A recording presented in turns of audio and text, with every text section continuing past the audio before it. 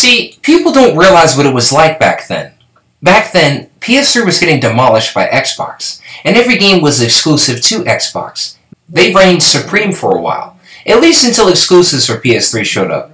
PSN was free, and PS Plus arrived. That changed everything, and Sony competed. But it was different. Xbox was still the king at that point.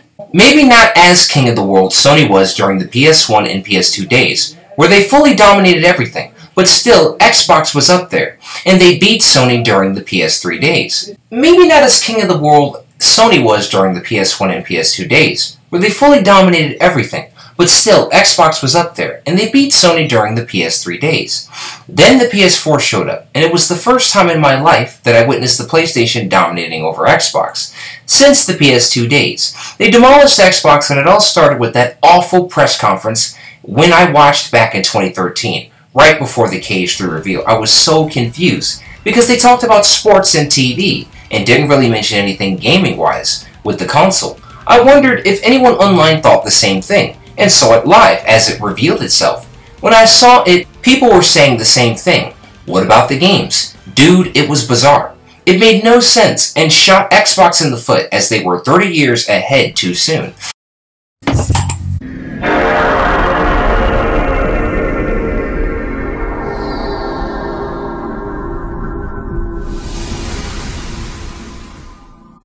Making the console online only. Dude, this isn't 2100.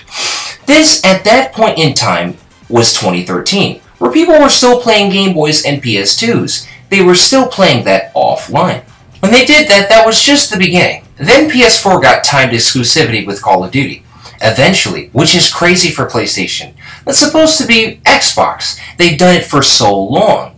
You associate them with Xbox, it was a whole new gaming landscape, and they changed everything. Then, literally, Sony finally beat Xbox, starting with that. Then they got more exclusives and lowered the price of the PlayStation 4. That changed everything. Xbox could not compete, especially with Sony's exclusives. Then they made revolutionary pieces of technology that didn't really sell well, especially since people already own phones. So then if you own a phone, what is the purpose of getting an overpriced portable console when you can play tons of games like it on your phone? It was pointless for many people to pay $250. That's almost the full price of a PlayStation 3 Slim. That was around $250 to $300. You might as well get a new PS3 for Christmas, and thank you, Mom. She gave me a Vita. This changed my life. It was a revolutionary piece of technology, with some of the best games on PlayStation, in PlayStation library history on there, like Gravity Rush, Assassin's Creed Liberation, and the insanely underrated, brilliant, one of the best first-person shooters of all time, and it's portable, Killzone Mercenary. That masterpiece. They gave us some groundbreaking games with groundbreaking technology for portable.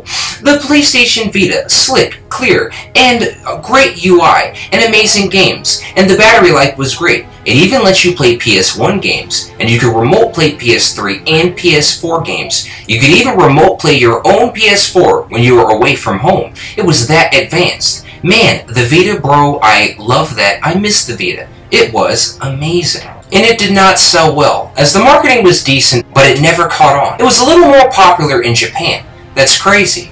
They tried blurring the lines in Spec Ops: The Line, which is an adaptation of Heart of Darkness. When I first played it, I thought it was just a generic third-person shooter. I had no idea it was a psychological relic.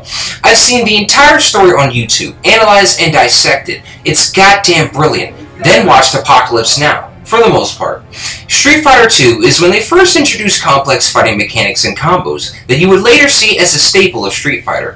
Assassin's Creed 3's ending was insulting, unsatisfying, it was goddamn awful, and it was the wrong way, the worst possible way to end off such a great series. Especially to Desmond's character, as Assassin's Creed 3 actually had good missions for the franchise, and has some of the best level design ever put in Assassin's Creed history, proving single-handedly with these missions we could definitely have a modern Assassin's Creed, at least another Assassin's Creed in a different timeline, whether it be modern or not. It would still work. That's what these missions proved. They were that good. Only to have this insulting, empty ending that was a disgrace, and I know the story, and it was still bad anyway. Developers Play Dead. That's a cool name. I love Limbo and The Binding of Isaac, proving that indie games could be some of the most groundbreaking, incredible games ever made in our time. Even competing with AAA titles, and they seemed simple, but they were so much more, like that game Journey. You see, when I played these games, they were incredible games, like Undertale or FNAF were incredible. However, I got into FNAF especially for its psychological horror, but I tried to play Undertale. I'm sorry, the combat system mechanics, I couldn't quite figure them out. It was sort of like a moving puzzle, and I just couldn't get into it. But the community did. It changed the gaming community forever. It impacted gamers like no other, creating one of the biggest fan bases in the world. So far that I have much respect for Toby Fox. Great work, man. Then there's Cuphead. I played this relic.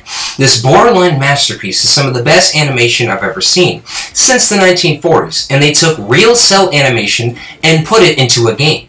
Animated on real goddamn paper. Holy cow, it looks incredible. I love the storyline, especially. It's so clever. It's so cool. It's amazing. I love the atmosphere and art style. Holy cow, it's out of this world. And it's hard. Really freaking hard. It's one of the hardest yet most satisfying games out there. Cuphead is special. Proving once again that indie games can compete and even come par to par, toe to toe, and even surpass AAA titles. Hollow Knight was awesome. It's been described as a two-dimensional Dark Souls, but dude, that game was so compelling. With some amazing action and a great art style. I freaking love that game. I'd love to play it again.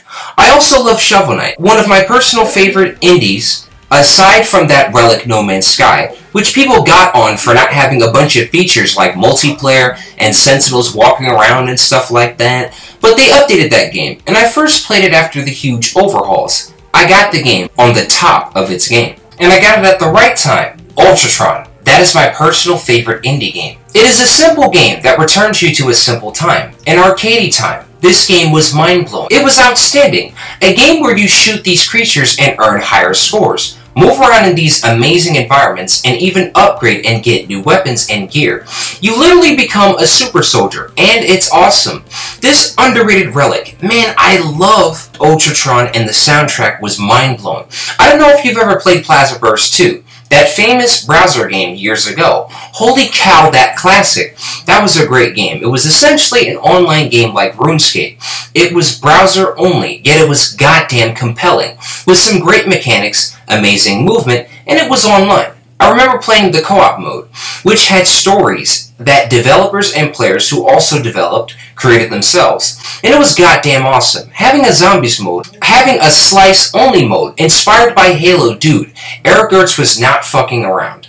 And he made this incredible. I mean, damn.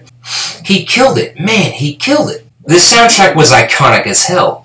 It was some of the coolest music in gaming history, let alone a browser game. And the closest thing to that soundtrack was Ultratron. That game was the closest thing to that soundtrack, and that soundtrack was amazing. This is what I'm laying down. What indie games have you guys been playing? Let me know. This was Tarragon, and I am now out this piece.